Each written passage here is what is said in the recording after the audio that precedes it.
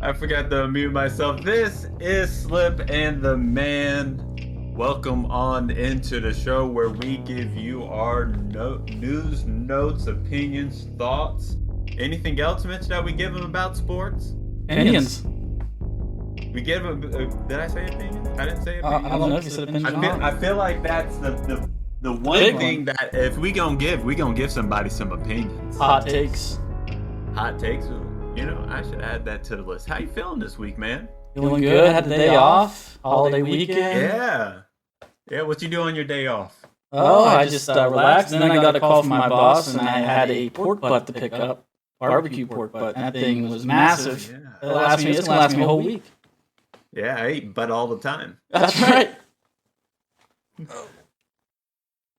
think I have a sound for that, maybe. I eat butt all the time. There you go. Oh goodness, man, it's good to be back. It's been a hell of a first week of the MLB season. There's not really any one dominant team. And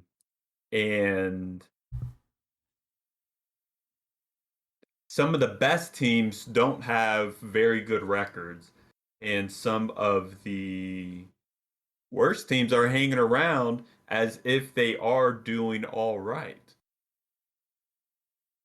For instance, the Brewers started terribly. They lost the series to the Pirates, the Cubs, and they were still below 500 last time I checked. We got a team like the Pirates who actually have a better record than the Brewers, playing pretty damn good ball. We have a team like the Braves who have given up 30 runs in the past 4 games. Their pitching is looking absolutely atrocious. Still hanging around in the division, though. It's still very early. And a team like the Marlins still doing well. I don't really know what to take from this first week other than it's going to be a really fun season. What are your first takes from this season? It's going to be a lot of surprising so far this first week, especially the first week and a half, I guess. But it's been a full week because it started Thursday. Like Pirates, for example. I mean, they pitching. Oh, Mitch, I can't hear you. You can't hear me. You can't hear me right now?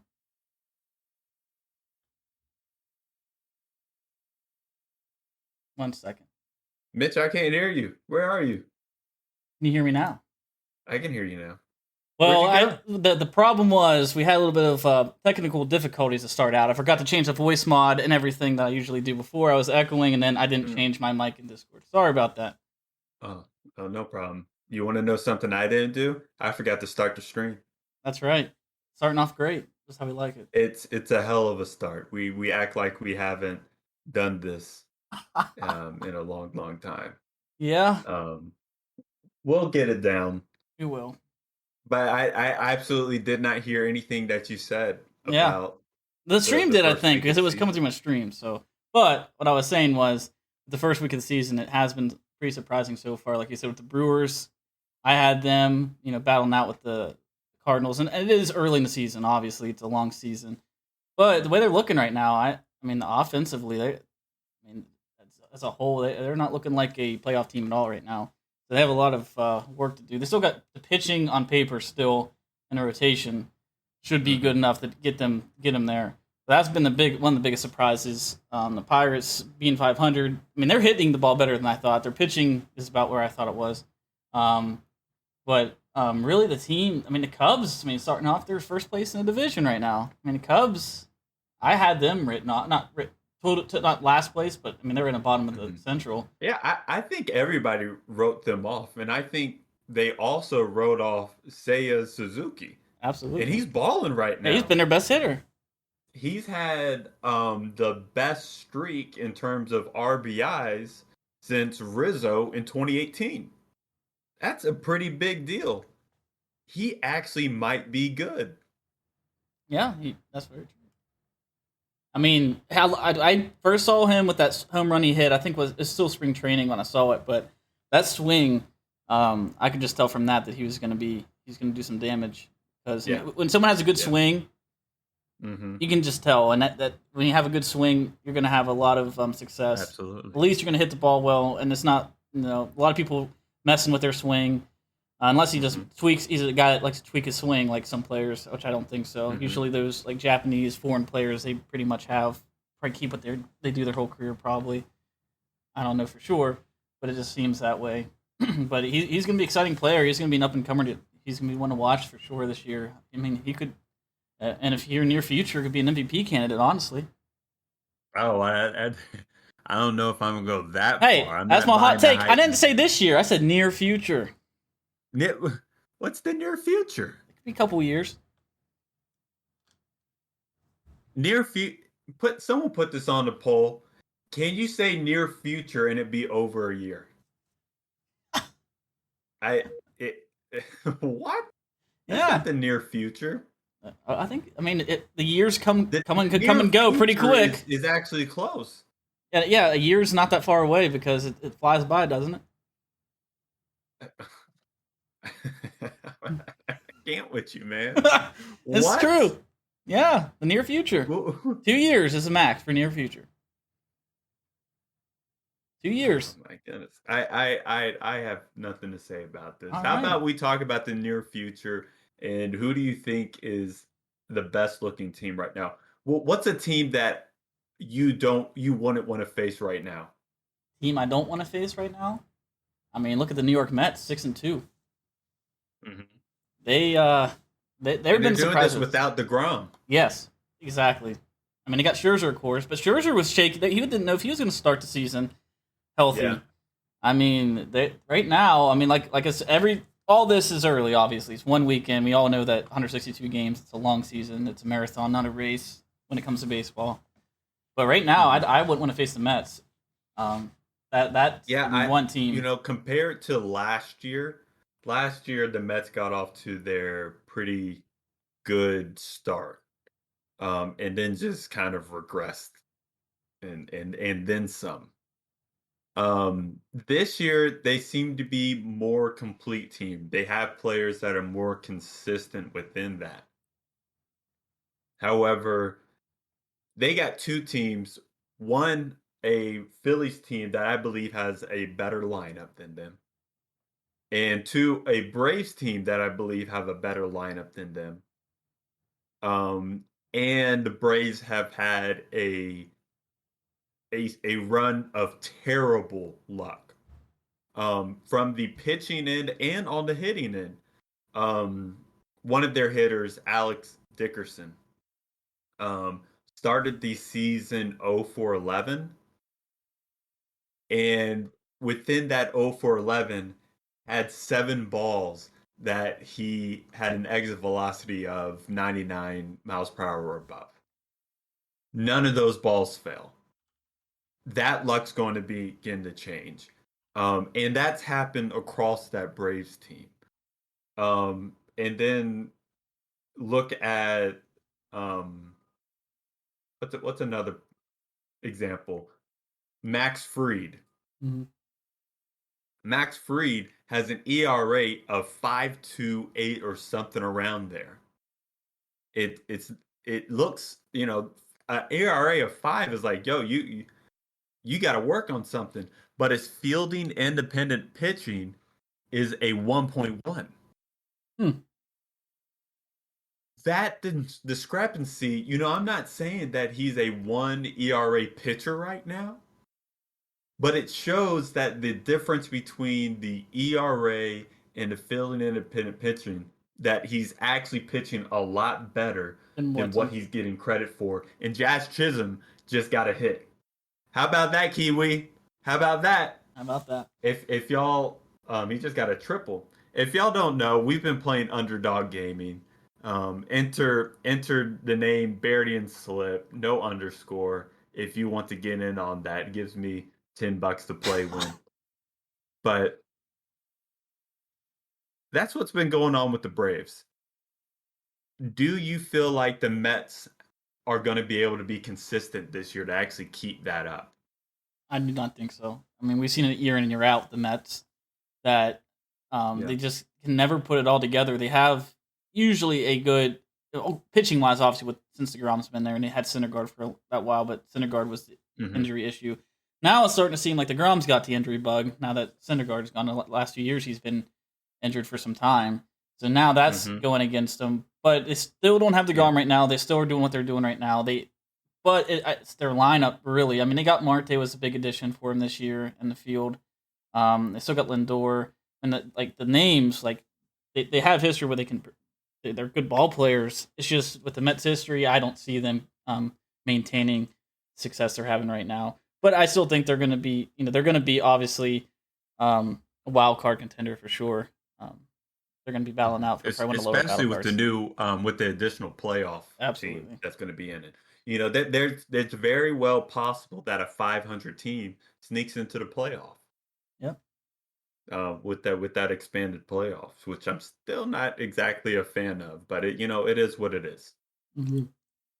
It gives me my team a chance at least, but I mean they have a chance this year, but it's their pitching's not going to allow it. But it gives them an opportunity to get their foot in the door, and you never know what's going to happen when you get the opportunity. You make the playoffs, anything can happen from there. It's a new season, so yeah, absolutely. From my viewpoint, from my fandom, I do like it, but I understand the other viewpoint as well.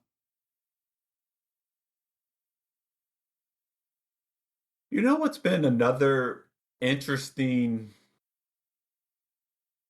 part of this MLB season that I don't think I saw coming? And a team that is, of course, known for their hitting, but has been getting away with their pitching. It's the Yankees. Yeah. About half the lineup for the Yankees are not hitting very well. A lot of them are struggling. Gallo, I don't even know if he has a hit this season yet. And if he has a hit, he maybe have one hit. LeMahieu is not the LeMahieu of 2 years ago, not even the LeMahieu of last year just yet. I think he'll heat up. But the one thing that the Yankees have been able to do is that when they have a lead after the 6th inning, no one's touching their bullpen right now. Their bullpen is looking absolutely fantastic. And if that Yankees team has a bullpen like they're doing, that lineup's going to come around at some point. Absolutely. And when that lineup comes around, it's going to be dangerous, my friend. Sure is. And it's going to be dangerous. And when you were mentioning their bullpen, lead after the 6th inning, last night was kind of an anomaly when Chapman came in for the save, close the game. It was like a 3-run game, I believe. Then there's obviously something wrong, I think, with Chapman right now. I don't know if he has. I think someone might have said there's a blister issue or something with his finger, why he couldn't throw the fastball. He walked 3 straight batters. They took him out. But then, with no outs, bases loaded, who's the guy that came in? I cannot think of his name right now. Whoever came in didn't even allow a run, got 3 outs, left the bases stranded. And that right there, and with Chapman being their main guy and having someone else come in, that's scary for the rest of the AL East and even the American League. It's a good bullpens. Bullpens are the main reasons that get you to the World Series. They get the most look work. at the Braves last year. Yeah. That bullpen is a huge reason why they were able to make it. And that's why the Pirates really do well. Pirates back in 2013 to 15 when they made it. It was their bullpen mainly. Mm-hmm. It's such a big factor people I think overlook a lot is a bullpen. And the White Sox on paper always have a good bullpen or have the last few years. Another reason why they were always that playoff contending team as well. Mm-hmm. I feel you there. Any other teams that you feel like are maybe a little bit sneaky? Any teams that are like, hey, this team may really do something, and we don't expect them when we didn't expect them to do that? Miami Marlins. Really? Yeah. After we just talked about the Mets doing good and the Phillies and Braves having better lineups and possibly better pitching? Well, they're up 2-0 right now on the Phillies and they also, every series they've had so far this year has been pretty much a tight game. They started off, I believe, with the Giants, and then they went to the Angels, and now they're the Phillies. But just the way that I've been watching their games, and they already have a good rotation. And they added Soler in the lineup. I just think they're a team that they can do some damage, especially with that pitching if they stay healthy. I think just for those three really good teams to start the season out with, and if you can still keep it manageable, keep it a tight game, anything can happen. I guess when I say sneaky, they're going to be more of a team you don't want to face. Like if you have to have a series against them, you need to win to go to the playoffs. They're going to be a team that's going to be like that barrier more than anything. But you don't see them going to the playoffs. I think they could be a last playoff team. Yeah, last wild card. Yeah, okay. Team. Wow. I still think there's that potential, but I just think they're one of those sneakier teams that kind of they're definitely moving a good amount in the right direction. Already with having a good rotation already, that's kind of I feel like the hardest thing to build when you're rebuilding is the rotation. So if you have that as a good start, you can build a lineup and bullpen pieces are a lot easier to come by, in my opinion. No, I feel that. How about you? Do you have who's your sneaky team this year? My sneaky team is the Rangers. Huh. The Rangers, that lineup absolutely looks fantastic. And they're in a division that isn't as tough as it once was. And I'm gonna throw this out there in some of my thinking. Some people have really looked at the Mariners as that team that's going to take that next step and make the playoffs within that division. With the Astros not being as good, they may regress a little bit from where they were. Um, the poor Angels still need pitching. Yep. The A's are not a good team. No. And this Rangers lineup may be the best lineup within that division. And if they've been hanging in games. And the crazy part is they jumped all over Toronto in opening day. Sure did. And if they're able to just become a little bit better within their pitching, that's going to be a dangerous team where they're going to flirt around 500, maybe a little bit better. Mainly because everybody else in their division, it really seems like none of them want to win. Yeah. So when I look at that team, I'm like, man, they really may do something here. A trade here and a trade there, maybe a couple months into the season to really solidify themselves. Goodness gracious, man! I don't want to face that lineup at all. Their lineup definitely is very, very scary. But the thing that scares me about the Rangers is their pitching. They're still a rebuilding team as well, and I think that's what's going to hurt them in the end this year. Like they're going to be that contending team. I feel like all the way up even maybe until midway August, and that's when they're probably going to fall off because I just think that pitching is just their hitting will be there. They're going to get them runs every game.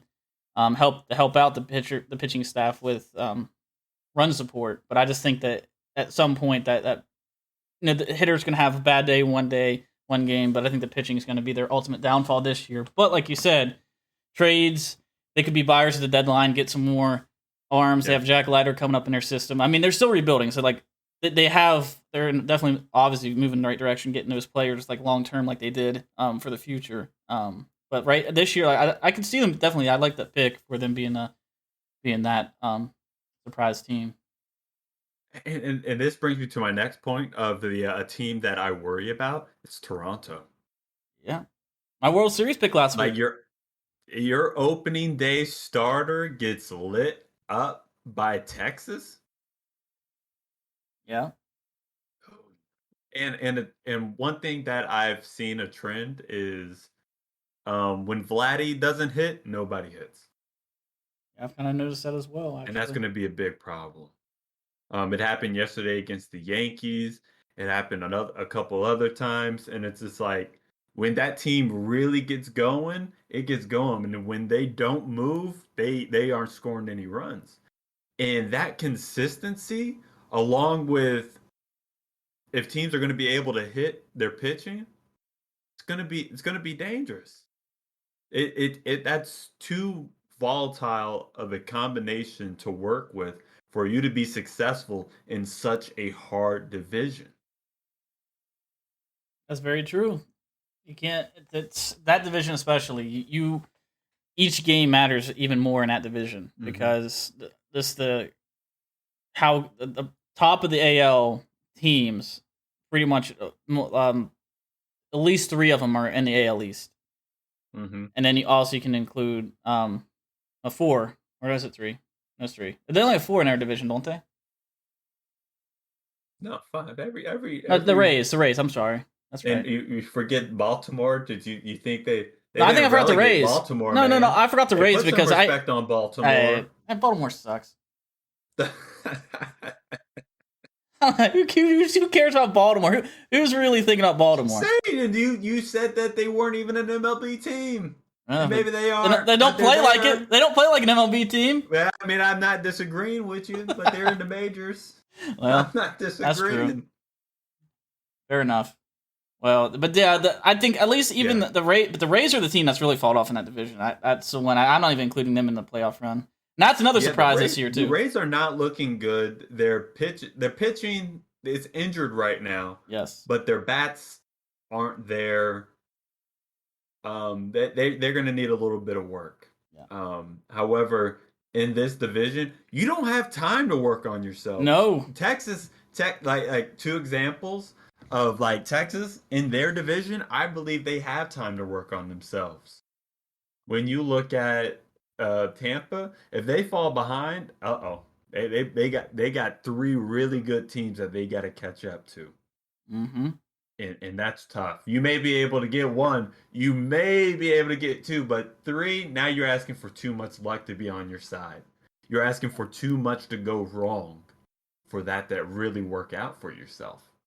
Well, that's very true, and that's a good comparison for sure because it just shows the competitiveness of 2 divisions and how much leadway you have in one and the other. Like you just got to be on your game every single day, every game that you have, because 3 games back, 2 games back in one division, like the AL East, and 2 to 3 games back in the AL West, totally different because it's just by the team. Absolutely. And that's not saying that the AL West is a bad division. No. But the talent within the AL East is so much more. And the expectations and the I feel like the ceiling of those teams are so much more than the ceilings of those AL West teams.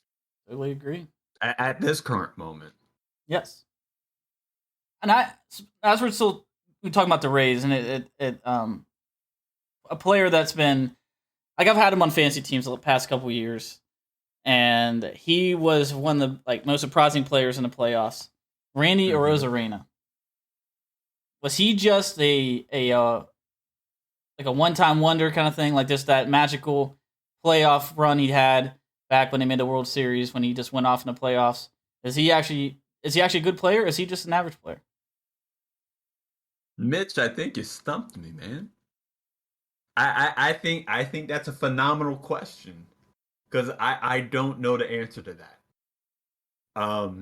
You see him, you see what the talent can be, you see what the potential can be, and the highlights will show him when he has those games or when he does those amazing things where he goes on those small stretches.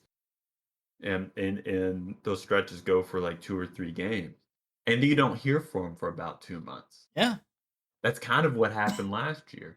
And he was supposed to be Rookie of the Year last year. Did he win Rookie of the Year last year? I don't think so. He didn't really have a great year last year overall. But I mean, there's no way he won Rookie of the Year. Yeah, I'm not sure what he. I don't think he won Rookie of the Year, but he was definitely supposed to win. Oh, he did win Rookie of the Year last year. He did? Yeah, he won Rookie of the Year last year. He hit 274 with the 356 on base percentage, 20 home runs, 69 nice RBIs. and an OPS of 815. And that won him the Yeah, Rookie of the Year? he got Rookie of the Year. That must mean that the rookies that year were terrible, because that's not really Rookie of the Year like great numbers, really, in my opinion. Yeah, I mean, I think you're absolutely correct within this. Second in Rookie of the Year was Luis Garcia. Third was Wander Franco, who played like half a season. Yeah. And then fourth was Adolis Garcia, who started out great and then kind of fell off. And then Emmanuel Clase. That's the top five. I mean, Wander Franco, like you said, that name would be one I would expect to win it. But like you said, you didn't. He had more of the half season where he was still a qualified rookie to win. But if you give him a full season, Wander Franco, I think, wins that with running colors. So let's think about this. He won Rookie of the Year. Okay. We can give credit to Rookie of the Year, but how much credit are we actually giving to Rookie of the Year? Especially when the other rookies weren't terribly impressive. There wasn't those kinds of Rookie of the Years like a Kutch when he won it. Didn't Kutch win Rookie of the Year? Yeah. Yeah. Think about this one. When it was Hayward versus Posey, in the Rookie of the Year. Great players, great seasons. You don't get that feeling from Randy Arozarena. And right now he's starting slow with a 192 average. Oh, it's games. Terrible. Like I didn't want to draft. Like I had said when I asked this question, I said I had him in fantasy, and that's why I kind of paid attention to him more, at least the last 2 years. And of course, I watched him, and why I drafted him the first year was because of what he did in the playoffs. But I'm in an auction draft, so it is also fake money. But I spent $27, I believe, last year on him in the draft, and that was after his playoff run. So after that, I gave him a chance. Like, okay, I think he's at least. No, he probably can't maintain that's what he was doing in the playoffs, but that really opened my eyes. Like, oh man, this guy's a good player. He could be, especially for the Rays, who their lineup's not the greatest. It's more pitching related. And then this year, the comparison, I had him $27 last year. I have him this year for $10, $17 cheaper. So I'm not as worried about it like that this year, because I can bench him this year and not worry about it. But like that's been one player that I just kind of wanted to see your viewpoint on, because like what he did in that playoff run was just tremendous. It was absolutely amazing. Yeah. And it's almost like he won Rookie of the Year based off that performance. And I think you're exactly right when you go that. Yep. Like maybe he was, the best rookie in the AL last year, but like also that's not saying much. No. And Rookie of the Year, I mean, that doesn't mean their career's gonna be great. They just had one like good year to start out. I mean, then their career could just go on a train wreck. So, but I'm just surprised that he won it last year. I learned something new there. That's how much I paid attention to it, because I thought he had a bad year. I mean, I think it shows how little value we give that award, and that's how it should be. And this is the season where he's supposed to take a leap. He's supposed to show that he's actually improved, that it wasn't just a little bit of a fluke. Mm-hmm. I don't want to call it a fluke right now. I don't want to take away credit from him, but at this point, it's like, I don't know, man. He's going to have to show something soon enough for me to really start giving him credit for what's really going on. Same here. Yeah, I mean, I think that'll be an interesting question for the after show, to see what the people think about that as well. Because Randy Arozarena, I think there's more talent around the league that people are excited about and talking about, that are coming up, that people really want to see. I agree. What's a team that I feel like may do something? Detroit. I'm honestly can see that. Look like a decent team.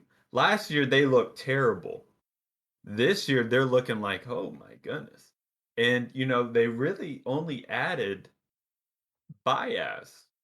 Yeah. But they have Torkelson that just came up, hit his first home run. Who was, he's a top 5 prospect in the MLB prospect system. Ooh. They may sneak in and do a little something. I agree. the way they've been playing him is surprising. Have you been able to catch any of their games? Yes, and that's actually another surprising team. Like it was like the Tigers and Marlins both. But I'm like you said with Javi Baez being that addition, but the way he's kind of like stepped in that role as kind of the veteran of that team, besides Miggy, but more the still in his prime. Because Miggy, he's just riding out the rest of it. He's just trying to get them 3,000 hits and getting his adding on to his padding on his Hall of Fame numbers. He's actually been looking good too. He has, and he's just a pure hitter, one of the best pure hitters. Definitely in our generation for sure that we've been able to see. So like he's always going to be able to hit. So he's always going to be able to. He just don't have the speed and everything he had before as much as he didn't have before. But yeah, Javi, the way he's, I just think that there's something about that team, like there's just something just driving them. That there's, I think last year you look at them, they're just like, oh man, we're terrible kind of thing. Like we're just out here. But now that I don't know, I see more like heart this year with them, and I mean it could be numerous things that change that. But yeah, I could see it. And they're pitching. They got Casey Mize, who was supposed to be one of their best. It was their best pitching prospect coming up, and I know me and you've talked about offline that I think that underdog fantasy as well. I took him for 3.5 strikeouts over, and you're like, oh, that's juicy. I don't know, and he ended up getting only like 2 strikeouts. Yeah, he's definitely not the power pitcher. He's not performing like the power pitcher that people thought he was going to be. Yes. But the Torkelson is exciting. Like they have some guys coming up. Like Torkelson, this is his first official rookie year, which he's probably one of the favorites, of course, for the rookie of the year for the AL. So I think he hit his first home run. I think yesterday, maybe. Major League. He actually hit the home run into the stands, and the fan that caught it gave it to him for free. Wow, what an idiot! Oh, it was a little kid. He got some tickets. He got a bat. He got so he still got the stuff. He still got the stuff, even though he gave it free. Okay, I thought he pretty much just gave it to him, and they're like, okay, thanks, and didn't even give him the whole the bat. Torkelson did the right thing, took care of him. Good. I think he got like 2 authenticated tickets. I don't know what that means, but I want some authenticated tickets. Yeah. Wow. I don't know. Sounds awesome. It does sound awesome. I want that's some the too. shit I kind of need, man. Yeah. So, it's definitely awesome to see, and they're going to be a team that you got to watch out for, because who else in the division is really going to be threatening the White Sox? The way Cleveland's been playing has been surprising. The way they've been hitting, I should say. Cleveland, they've been putting up some runs this past week. Another thing is how that's going to last. Probably not the hitting production. You got J-Ram, who's probably obviously going to be there all year, getting all their RBIs, run production. Yeah, well, he just signed a 7-year extension. Yeah, that's true. I can't believe he did that. There. He'll be there. I was surprised he did that too. Because right now, just the way that the Indians are trying to build up their team, think about this. This is a team that was, in the World Series? Weren't they in the World Series 6 years ago? Who was that? The Tigers? The Indians. Oh, Indians. Okay. It was against the Cubs. The Cubs. Yeah. Mm-hmm. Yeah. So 2016. It was They haven't gotten better since then, and J-Ram's like, I guess they're gonna build him up. I don't know what about that team shows me that they're actually in line to get better. Unless he just likes it there for some reason. And I don't know who would like Cleveland, in my honest opinion. I don't like it. To live there, per se. But I don't know. I mean, he got paid. They're just not a team that seems to be good. Like nothing about them seems like they're going to be a team that's going to be there to do something. They still got pitching. That's all they have in J-Ram. Pretty much pitching and J-Ram. Because they still got Bieber and Plesac. Yeah. And they got Clase. He's doing pretty well. So they still have at least like the last part of the pitching, but Bieber won't be there long. Bieber's probably going to be dealt at some point. Plesac will be another one.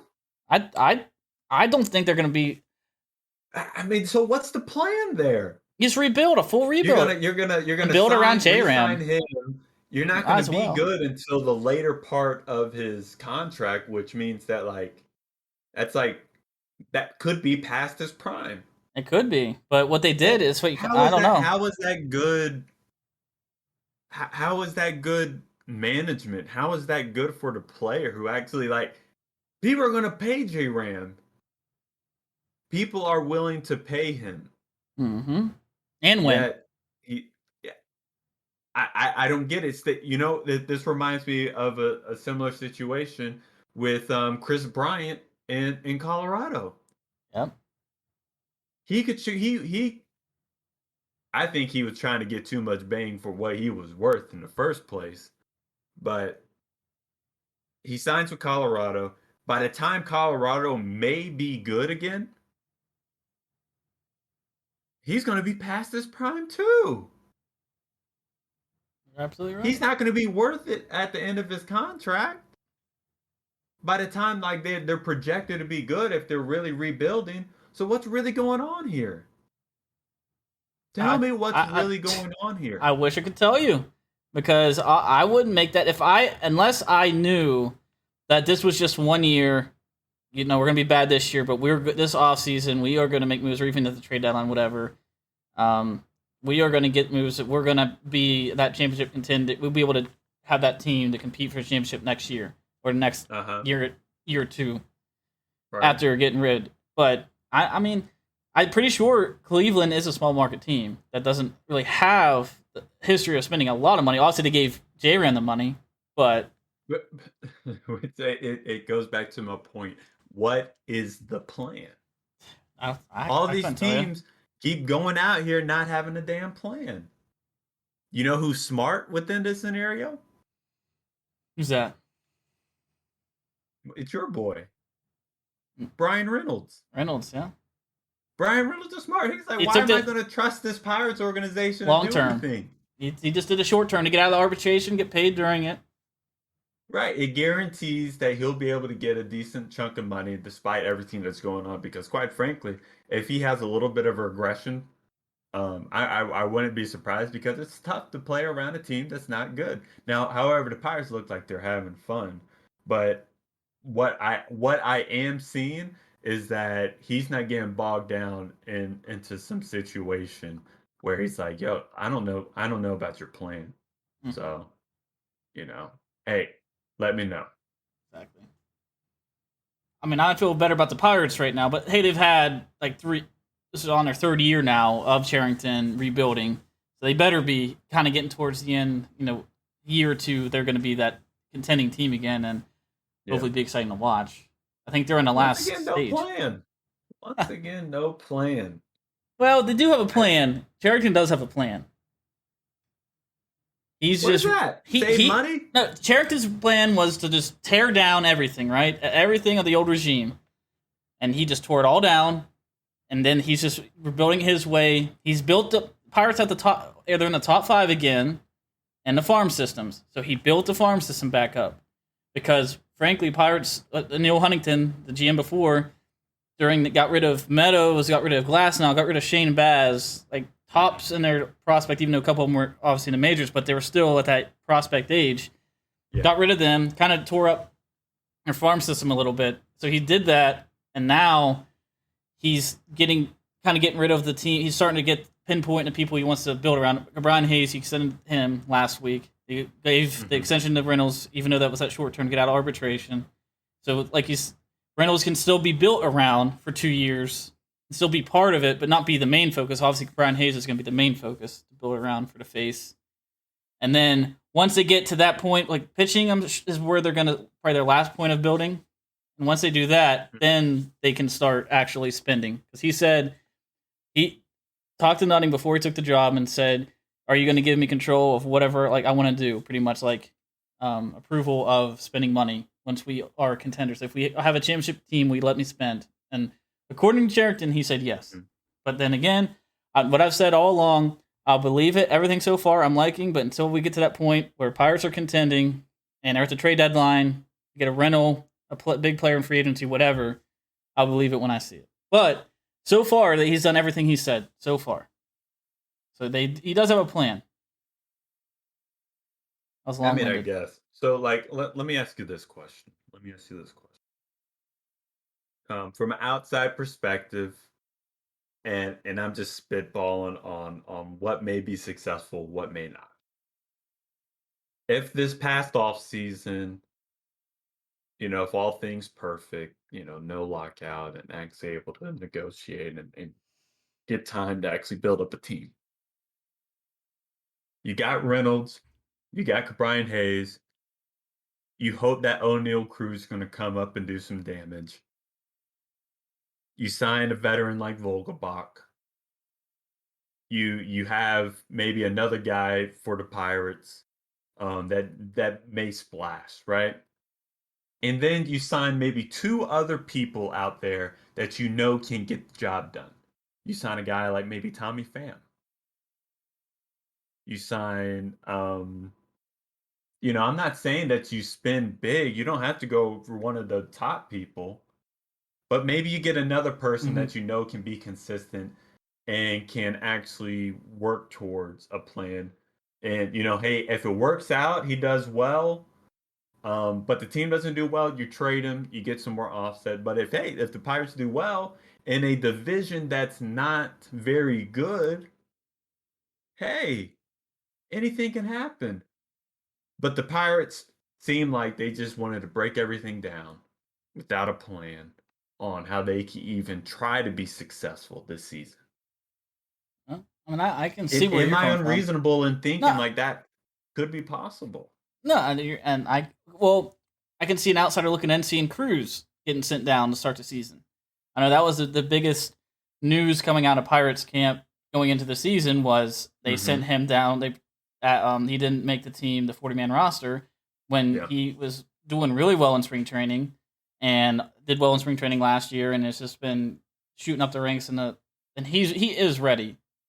But their Mm-hmm. excuse was to get an extra year of him of control, just so they could send him Yeah. down. Was he needs outfield work, but we don't want to play him in the outfield in the MLB, so we have to do it in the minors where it's easier for him.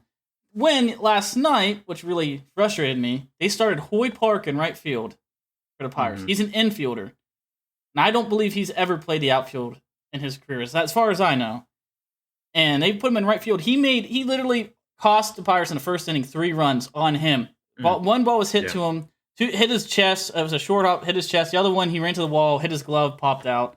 He was lost out there. And so you're telling me Yeah. that you're going to do that for Hoy Park, but O'Neal Cruz, you don't let him go out there and try an MLB when I know he's athletic enough and he already made a sliding catch his first game in left field in the minors. Like, he's ready. You know what this is about.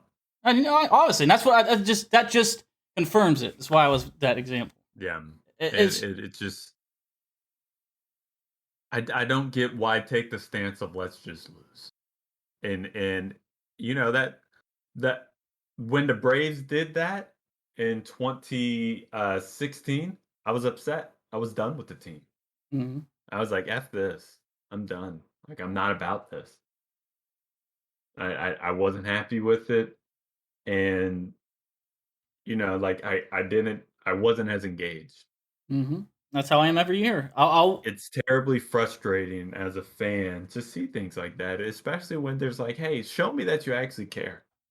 And with these teams, it's like, no, they don't care. It's all about the money because as long as they're making their profit, whatever they pinpointed at, and they're fine with They that. don't care about results. They care, but the only results they care about is profit and revenue, Yeah. like you said. And Don't say that's any not better. good enough. I mean, it's No, just not good enough for me as a they fan. their true pinpoint should be the fan base and Yeah. putting just at least a competitive product on the field year in and year out. Absolutely. But I think when the Pirates do contend and they do buy, I was gonna say when you're going through like what the Braves did, I think Mm-hmm. that will be what I think what the Pirates will do, what Charrington will do is kind of get that Rosario, Soler, kind of those not big names. They didn't have but they had the biggest impact obviously because they won the World Series, Uh-huh. and I think that's what we'll see when that day does come. Good.